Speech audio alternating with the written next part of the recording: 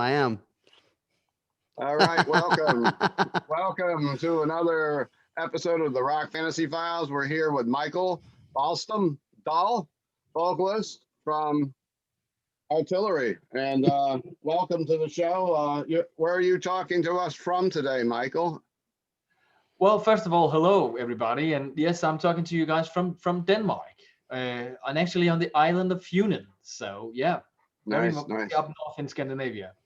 Also, welcome to the show, John McEntee, of course, one of our co-hosts on the Rock Fantasy Files from the mighty Incantation. And we're here to talk about Artillery today. And you've got a brand new release on May 7th. Your 10th full-length album, is it called Simply X is the title? And it'll be released via Metal Blade Records. So get your orders in for that. And you'll be putting that out on vinyl and on CD, I'm sure, correct? Any interesting like versions or anything we should know about? Well, yeah. If we are in all the promotional mood here, yes, the thing is that you will have, 4 vinyl versions available. You will have the 2 color vinyl versions, limited editions, and then you will have a splatter vinyl edition as well, and then of course a black vinyl, and then 2 CD versions, the diamond version, and then the digipack version. So it's going to be stuff for you to buy if you're not into that streaming thing, which we don't like. Yes, that sucks. Well, like I have said all along since we've started this show, which is a pandemic show, which we started this during the pandemic, you got to go out and support the bands, even if you do stream. I mean, stream on Spotify when you're out on your hike or your walk or in your car, but buy some of the physical merchandise, T-shirts, records, whatever you could do to help these bands out while we get through this. Buy from the bands or the record company, record store. Just do something that helps the bands out instead of just, even if you do buy it, try not to buy it from the big box stores if possible. Try to buy it from mom and pop record store, or like I said, buy it from the band directly at a record label. Actually help the scene out that way. It's way better than doing the Amazon thing or whatnot, Yeah, of course. Michael, how long have you been in Terrorizer? I know Terrorizer's been around since 1982, and I remember selling the first album in my store and some of the releases in the 80s, of course. Yeah. Well, it's true. Artillery have been around since 1982. Yeah. So you said just so you know, Steve, you said Terrorizer, not Artillery. Oh my God, I did. I'm thinking of the band. I'm thinking of the magazine. I think did you joke on me? I'm having you smoke a little bit too much before the show? Maybe. I haven't smoked anything. I've been running around the post offices. And, maybe that's why. Yeah. How long? So, Michael, you played in Terrorizer also, right? Well, I mean, we've been great, but I haven't. They were featured in the magazine once, so maybe. Yeah. Well, let's retrace that. But I have been a member of Artillery since 2012, so 8 years by now and running. So yeah. Okay. Mm-hmm. And what can you tell us about the new record? Some of the track names and any kind of input you'd like to put in to let the viewers know about the new vinyl. And sorry that I feel like I'm in space today. I'm a little bit in space. So. I mean, no problem.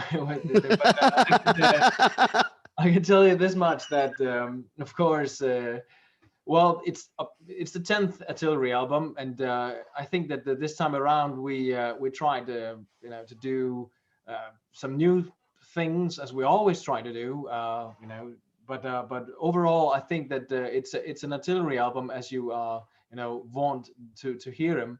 The thing is, we got some tracks. We got like 3 tracks, so it's coming your way. It's the first single is out. It's called "In Thrash We Trust," and believe me, that was actually both a title and some lyrics. I was dabbling about, way before AC/DC released "In Rock We Trust," Rock a Bust thing. So, but we stuck with the idea. We was like, people are gonna come maybe and say, "Where do you get that idea?" But it was an older idea.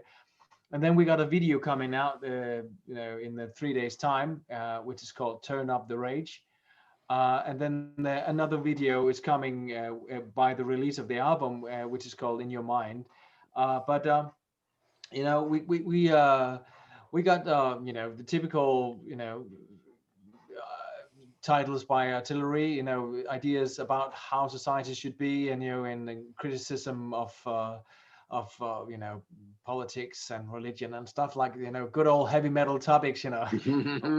We are opening the album with the song called "Beggars in Black Suits," which is all about all these programs where people are holding hands and singing songs, and you had to donate money, and in the end you don't know where the money goes, and sometimes it's causes that are are continuing to be a problem. It's because there are no political will behind it. So it's just like it's a valuable tool for politicians to have things to care about, because then we can all feel better about ourselves, giving money to a project that don't really are going to change anything. It's just going to be, are we going to feel good for a few hours then forget about it? I'm being very rude by now, I know that, but I know I can't help it. That's fine. Well, I was curious on your vocal style. I wanted to know what are some of your influences vocal wise, because I had some ideas when I listened to it, what I thought you were influenced by, but I'd like to hear what I guess what you're really influenced by instead of me trying to tell you. Yeah. Well, I mean, I got a lot of influences. I started listening to old school classical heavy metal in my when I was a little kid. My father was a huge fan of Deep Purple and Zeppelin and all that stuff. Nice. Uriah Heep, AC/DC, Sabbath, all that stuff. So I sort of like followed the examples of what I could do vocally as well, because I realized early on that I'm not going to be that sort of like growling guy. I don't have the voice for it. So, and actually it took a lot of lessons and a lot of teaching, and so I embraced the idea of singers like Bruce Dickinson and Ronnie James Dio and what have you, Rob Halford. But I also really like singers like Devin Townsend and Mike Patton and I'm a huge fan of Billy West, the Futurama voice guy, because he can do a lot of stuff with his voice. A voice is a very interesting thing. You can do a lot of stuff with it if you try it out and work your way around it.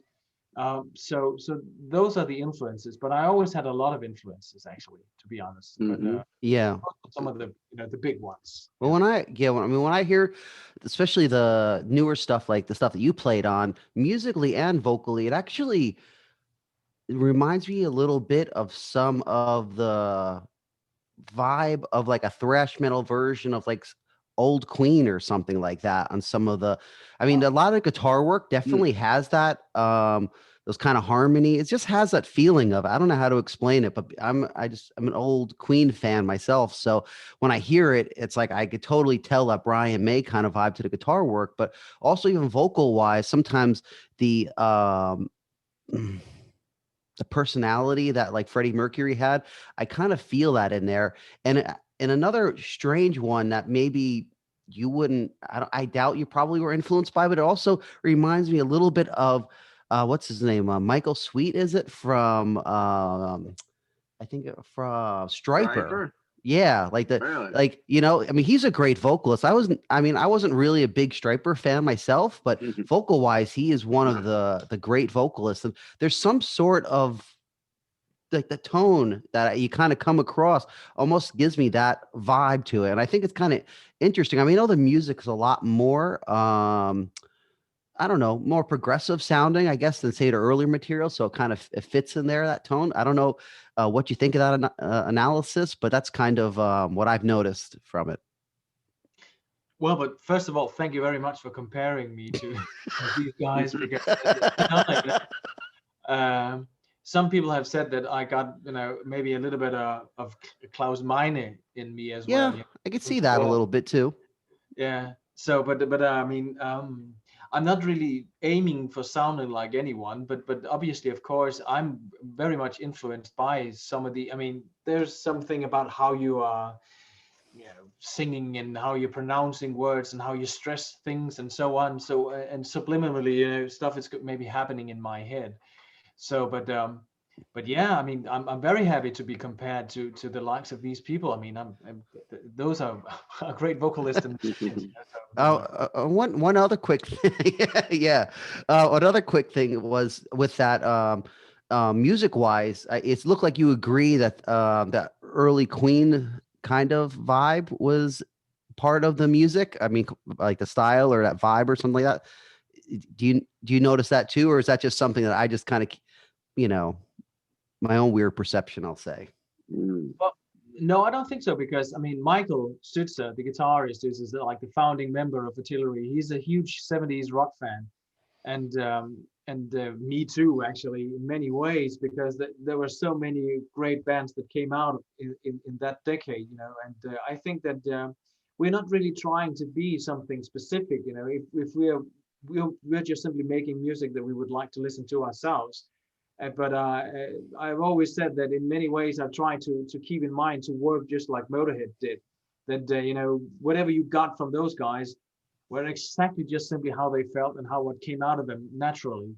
Of course, you're aiming for something and you're maybe building, you know, stuff up afterwards. But the core of what we're doing is what comes to us naturally.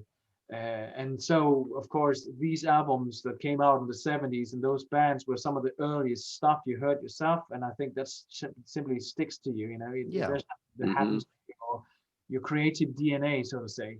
And so I'm very happy about that comparison. You know, I can only agree, I suppose. Yeah. Cool. So back to the new record, or some other tracks you'd like to discuss to fill us in on the, you know, for people to go out and buy and support the new album. Well, I mean, yes. Well, I have to think about that because I haven't really prepared that sort of, like, you know. But I mean, we got some a song that's in Latin, which is called the Mors Anthologica, and you can find that expression actually in a Philip K. Dick novel, A Scanner Darkly. If you know the Blade Runner, you know, do androids dream of Eve and all that stuff. And he's mentioning this flower, which is called the Mors Anthologica, and it's directly sort of like, you know, translated into the death of the spirit or the death of the soul.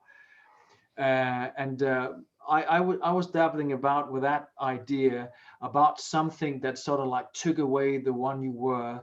And the death of the spirit is something way more scary and significant than something that's just simply a physical death. I think, you know, being undead, so to say, but alive still. It's something that I found to be scary as hell, especially now we are, you know, the whole Corona thing. It's not directly connected, but what are we doing to ourselves in these times where we have to figure ourselves out? Are we trying to make ourselves numb to sort of like cope with it, or are we trying to make ourselves better and become more what we are? That's one of them. Another one is, and I'm not really aiming just to find titles that are sort of like weird, but I have another one which is a very old Norse expression. It's called vag in virm, and there's something that the old Vikings were saying if you were committing a heinous crime in a holy place. It means actually to be a wolf in the holiest of holy. So if you are like the wolf in the holy place, what are you doing there, and why are you doing something in that place? You know, yeah. So it's like figuring out what an element of evil or element of something that is in contrast to what you are. So like surrounding yourself with, are you the wolf or what? And so that's one of them. And well, I got one final one then, and I'm gonna let you go. Well, I had a few titles because I realized, because Michael's brother Morton died, you know, prior to the recording of this album, and I was digging into the history of those two guys back when they were kids as well, and they were having like two bands, and one was called Silver Cross, and the other one was called Devil's Symphony. And I figured I wanted to write songs that had those titles in them, because you sort of like to honor the memory.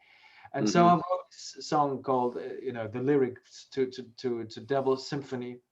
And in that, I just simply try to address the whole element once again of dabbling, which is typical for metal in general, to work with things that are of the occult, and maybe in this counterculture idea.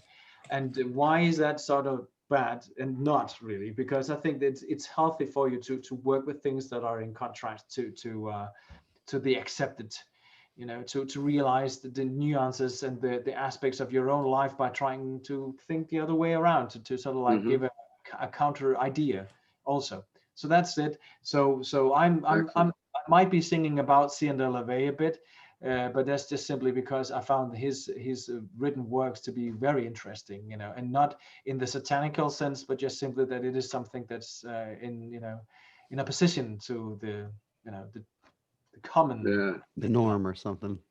Exactly. What's the current lineup in artillery as we are filming on 2021? And I'd like to ask that question. And another question I would ask you is, I do see you have a couple live gigs planned in May, and are those a live stream? So two questions at once: lineup in the band, and let's talk about the gigs you're doing over there. Yeah. Well, first of all, those are not live stream gigs. Those are actually, you know. Oh, okay. Okay. Those are gigs. So those are, you know, I'm very much looking forward to that. I don't know if we have an audience that are on, you know, on benches or anything. I don't know, but at least we're out amongst the living. Where are the gigs at?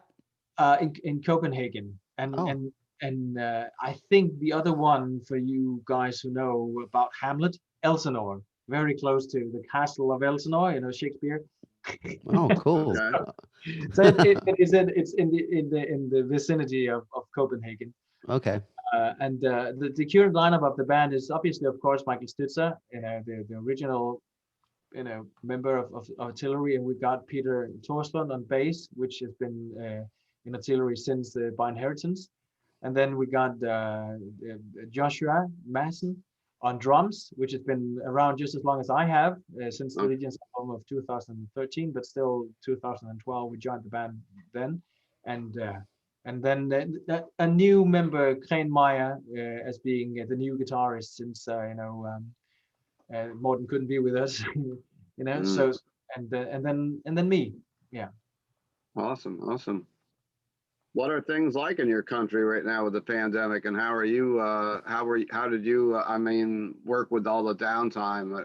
Any positive things come out of it for you? And those are two different questions. Again, I'm hitting you with it once. Yeah, well, I mean, Denmark has been, I think, managing this quite okay. I think that obviously, of course, we have been locking down like everybody else, but I think what we got is fairly low death rates. I think that we're doing very well according to that. I think that, of course, always in these times, people are sort of like blaming politicians of not opening up, or maybe putting people back to work and who is getting fired, and all that, etc. But once again, we also have to remember that these are people who are navigating in unknown waters, and we don't know. And I think that if people are sort of like complaining, I said, well, what's the alternative if we are, you know, if we're having severe amounts of people who would die of this? I think that we would rather suffer the economical disaster rather than the human disaster of losing loved ones. So I think that we are doing okay in Denmark. Okay.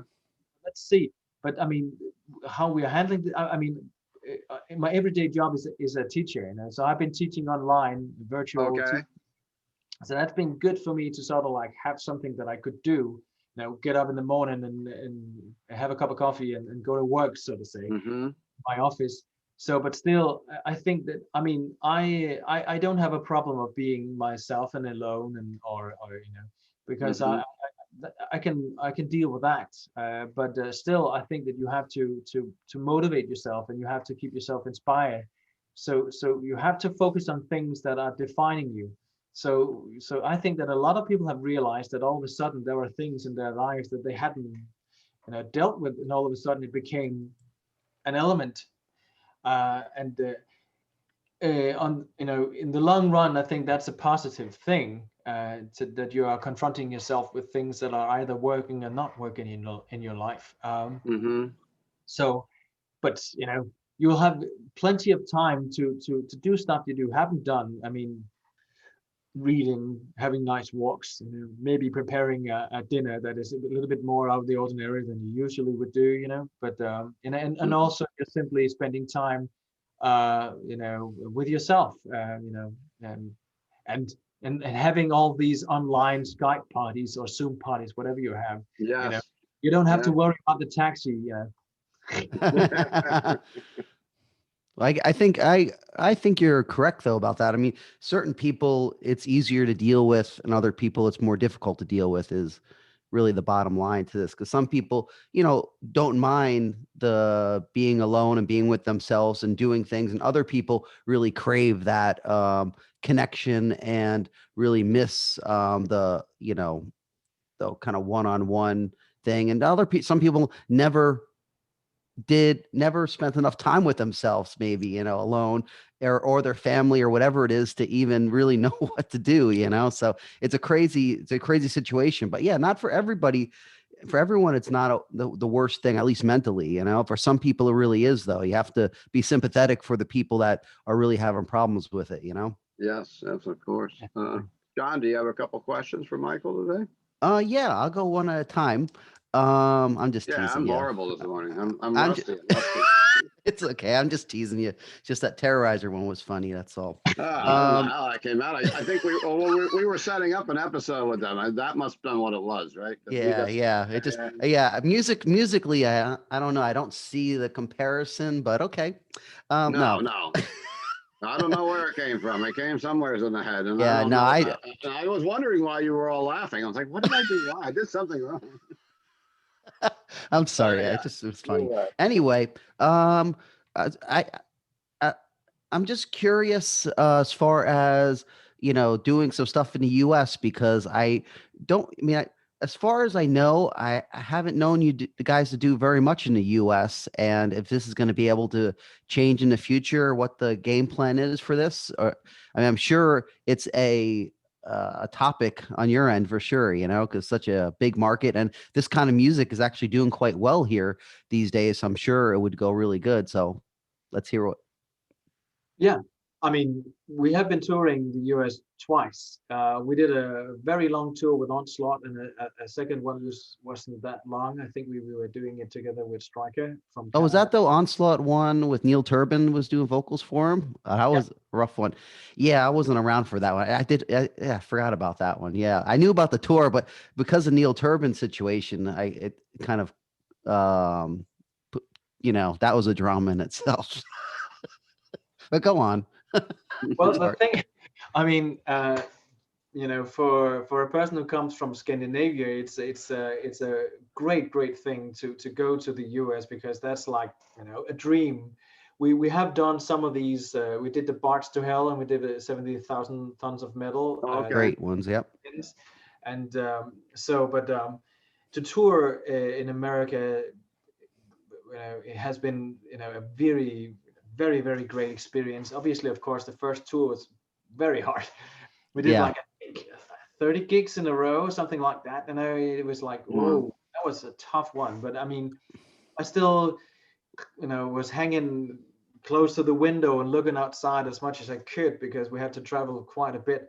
But I hope that we will get back and tour the US. I really hope so, because we would love to do that, and as well as experience it all. And the audience has been great. We did a lot of very great gigs when we were touring. So I hope so very much that we can be back. Yeah. Okay, because probably with the pandemic though, it's probably not. You probably can't really say when anything in the future is organized or whatever. Unfortunately, No. Also, just out of curiosity, so bands, has a long legacy. I mean, you've been a part of it. You've probably been the longest vocalist in the band, actually, or at least close to it. But I mean, there's definitely a progression in the band from the early days. I mean, it's obvious if you listen to the first two albums or something like that. But is that ever a issue in the band or anything, as far as like trying to mix those two elements? Because it seems like earlier stuff was really catchier thrash stuff. The stuff now is still thrash and still has that thrashy riff stuff, but definitely more progressive. But I mean, do you guys have a problem kind of integrating it all together as you know, a cohesive unit? Does it work together fine for you? I think we are doing fine with it. I mean, we are very much aware of that. We can't do an album like Terror Squad or Yeah. Tomorrow. We can't do that. So we have to just simply look at what we're doing now and what feels natural to us. I mean, of course, we are, you know, looking into whether or not we are sort of like, how can I say? Well, we know that we have to do some songs in a certain way, I suppose, but we are not really trying too hard. But I don't know. I think we're just, you know, we're being very natural about the whole creative process. I don't think we try too hard. You know, if people want to listen to the early stuff, then go out and buy those albums.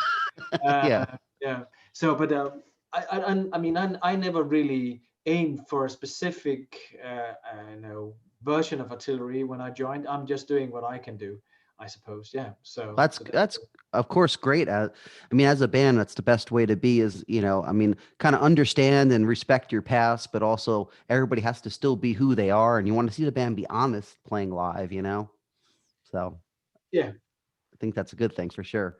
well, thanks. Okay. Well, up to you, Steve.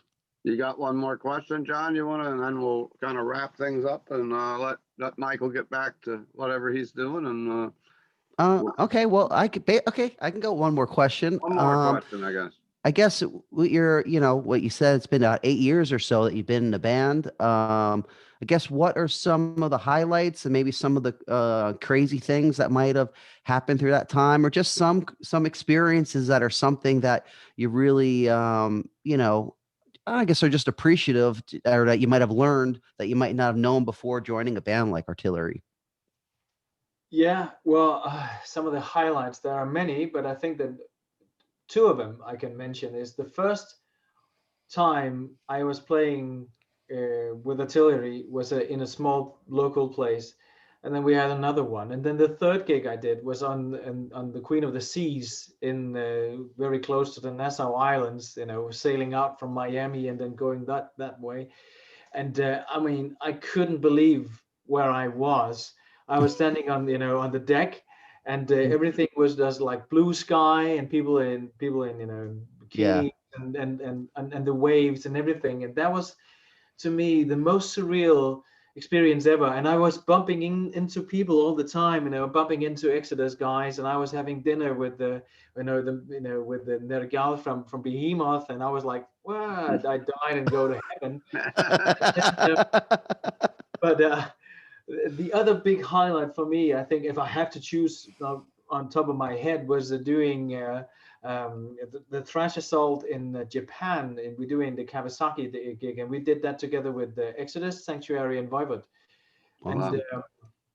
And I got the luck of spending a little time with Warren Dane, and he was a very nice person. We were living at the same hotel, and I'm a huge fan of his work. You know, I really like the stuff he did, Evermore, but also Praises to the War Machine is, I think, a wonderful record. And I told him, and I said, well, I mean, I don't know if I ever get the chance again, and I know that you're maybe hearing this every day, but I mean, Praises to the War Machine, you know, in many ways, really did a lot of good stuff for me personally. You know, it was a very important record for me to buy and to listen to. And so that sticks out as being some of the highlights, I suppose. And obviously, of course, hanging out with the other guys as well. You know, the Exodus guys and the Voivod guys were very friendly as well. Two nights in a row, and we were doing TV broadcast, and we had like 3,500 people every night. So that was wonderful, you know. Yeah. Some of the crazy stuff. Then I have to choose a story connected with the U.S. tours. I mean, and this was like 2 nights in a row, because I realized, and this was a story that was told by Jeff from Onslaught. He said that, well, you got some, you know, a beverage called Four Loko or Loco, some stuff you could drink, which is apparently dangerous to drink. Contains like a lethal amounts of you know, caffeine and whatever. Yes.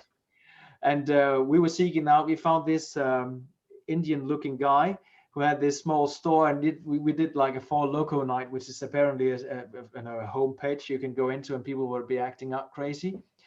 And we did that, and I won't go into too much detail here, but I was just, we were having a very good night and some of the worst hangovers in my life. And we were, the day afterwards, we had to drive through the Rocky Mountains, and we did that in the night. After the gig, we were all sweaty and stuff like that. We have to drive straight from the gig and then onwards. And then the driver, whose grandparent apparently was a race driver in Wales back in the 50s or something, he believed that he inherited these abilities of this race driver. And we were all sitting in this big bus, and it was Mike from Onslaught, the drummer, and he was yelling because the snow was just like, completely making any sort of sight of where we were impossible. It was like, F words, like, how you can only swear in Welsh, and I'm not gonna say it on this show because I don't know if you can, X-ray it. So I'm just gonna stick away from those words. I heard stuff in there I never believed it. No, but all of a sudden the car would do like, and I was like, oh no, what's going on? We're in the midst of a blizzard. So he would like just simply slightly pull over, and we were at a gas station, but of course closed. And it was like freezing outside, something like a minus. And I said, okay, listen, guys, we're going to die if we are not taking care of this. You're going to die playing metal. Yeah, well, but I mean, we, because we were running out of gas, we couldn't have the heater going. And it was like 4 hours before the guy would, open up the gas station. So there was like no help. So we went to the back of the truck, got all the amps out, all the clothing, everything on top of us. And then I said, okay, put on your mobile phones for every 15 minutes. And we have to wake up because otherwise we are maybe going to freeze to death. And we have to slap those who won't wake up. We have to do this. And so we did. And all of a sudden, very, very carefully, we had this like, knocking on the window. And this guy, white in his face, was looking, and he was expecting, corpses sitting in there. But we were all very stiff and very much alive, luckily. So we went in, and he was making coffee and yelling at us at the same time because he had a fear that we wouldn't have survived, but we did. And then we went to the hotel and then slept for 2 hours and felt like shit when we woke up, but we still had to do a gig.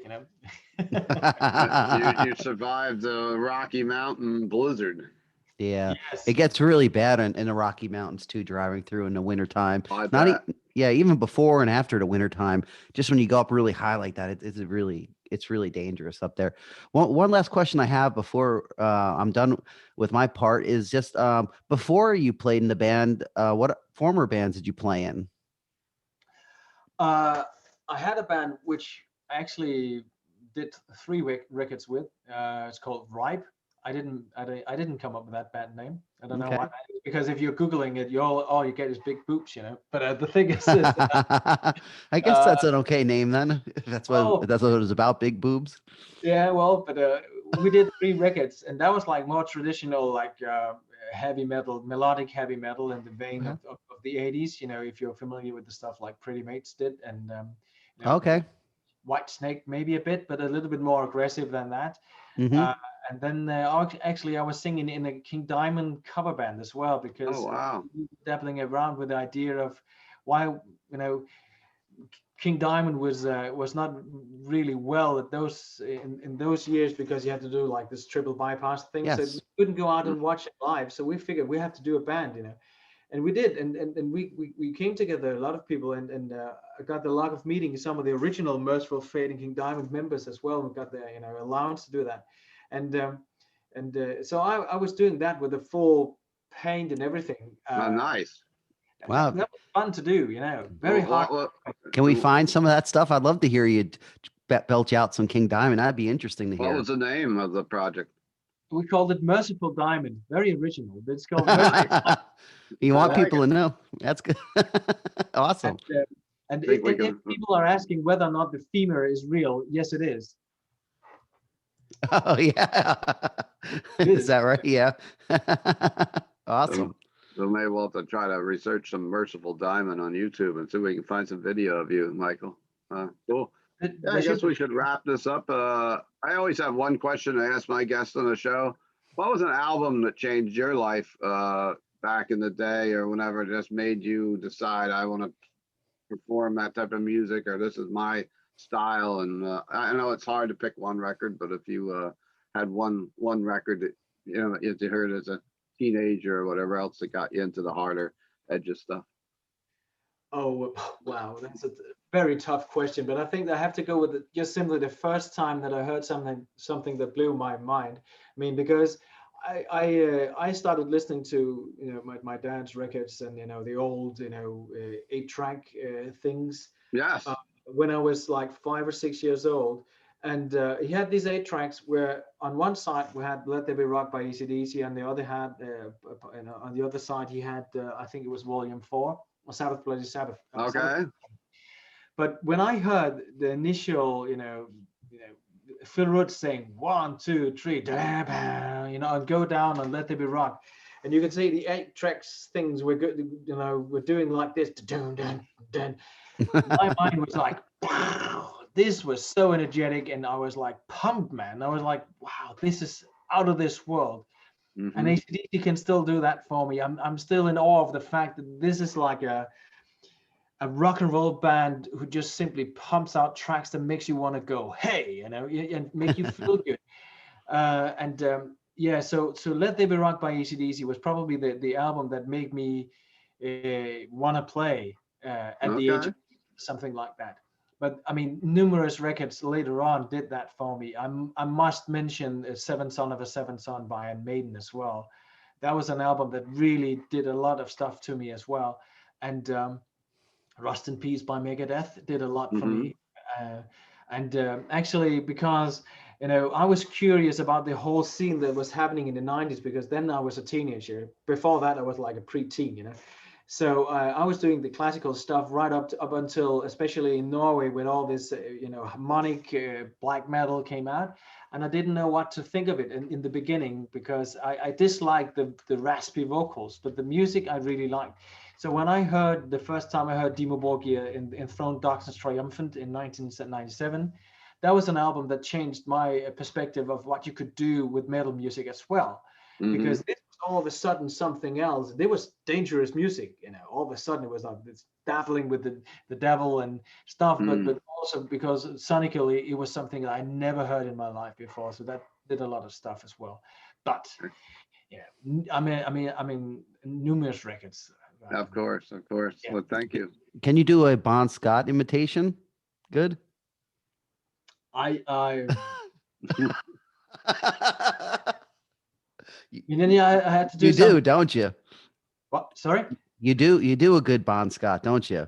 Yeah, well, I had a cover band once when I was doing trying to. I mean, I'm a little bit. You make me nervous now because I think I can do it.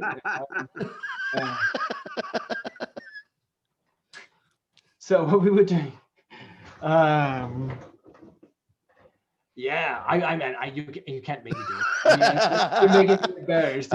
I'm sorry, I was putting you on the spot. I'm just teasing. It's good. It's all good.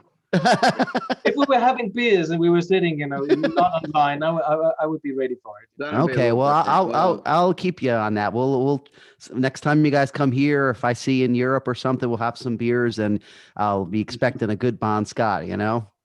I promise you that I will do that. I promise. Cool. Awesome. Well, cheers. Thanks for your time today, Michael, and I wish you all the luck in the world with the new album, and hopefully the gigs and everything and things start to open up, and we do get to meet in person here in the United States. And anything you'd like to add to wrap up the show, website or anything else for people? I mean, I'll put that all in the links of the video too, but if you want to add any information to find you guys to buy some merch or pre-order anything, go right ahead. Yeah, well, but first of all, thank you very much for the kind words, and you too, good health and all the luck as well to you guys, because it's stuff like this that keeps the ball rolling, and making the whole scene survive. It's enthusiasm and the passion and the love of the music, and getting together and talking and making people feel that this is still something that is alive, So thank you for having me, because Otherwise, I would just be sitting right here, not really doing anything. So this is making me feel, good. So thank you very much for that. And onwards from that, very much thank you to everybody out there who still is writing kind messages to us, to the band, to me personally as well, sticking with us and helping us out and having always a word of encouragement and so on. It means the world to us, and we are very much aware of all the good that you do. So thank you very much. And I'm just simply thankful, honored, and humbled by all the positivity that I'm receiving every day. And so I hope we can give a little bit back with the new album X. Hopefully you will like it, because I do. And if I like it, there's a small chance that you might too as well. We just appreciate you keeping the flame of metal alive. It's really, really awesome that, especially being such a legendary band, still being able to put stuff out. I mean, the band, first album came out over 35 years ago. So, I mean, it's amazing that you guys are still, pumping out material, still moving forward with, your style. And it's a great thing. We hope everyone out there checks it out, gives the new album a listen, and check out the old stuff too. Check out everything. Hopefully you like something. Yeah. Excellent. I thank you very much for joining us on an episode of Rock Fantasy Files. This week we've got a few more episodes coming up. We have a lot of episodes this week, actually. We'll be sitting down in one of our band panels discussing the band Ghost. We'll be discussing our favorite songs from Merciful Fate. I will be talking directly with the drummer from Sabaton, Hans, this week, and we are also doing a panel on Immortal on Saturday, and our special guest will be Mia Winter-Wallace from Avith. One quick question before we go on. It's Michael, what's your favorite Merciful Fate King Diamond song? I guess Merciful Fate, because that's the show. We're doing that show tomorrow, so might as well include you on it. What's your favorite? Oh, my favorite Merciful Fate or King Diamond song? Or first top three. Let's go with just Merciful Fate, because if you do both, it's going to be too many to choose from. Just Merciful Fate. Okay. The Oath. I really like The Oath. This is so tough because I really the Old Oak from In the Shadows. I like that one. Mm-hmm. Oh yeah. I was listening to it last night. I thank you. So thank you very much. You have one more. Let him do his next one. More? Oh, okay. Yep. Okay. The last one. Wow. I think I'm on the spot. Yeah, Come to the Sabbath. Come to the Sabbath. That's a classic. I guess there's no wrong answer, so it doesn't matter. Oh. Okay, I interrupted. Now you can go on, Steve. That's fine. I've interrupted you too, and I was in a different band and everything in my little bunker here I'm in today. But thank you, Michael, and I hope we can bring you back on the channel eventually and hang out. All right. So please hit subscribe if you like the content of the channel, and hit like and add your comments on Artillery, what some of your favorite songs or albums are from this band, and we'll look forward to seeing you soon. Rock on. Yeah, rock on. See you. Thank you, Mike.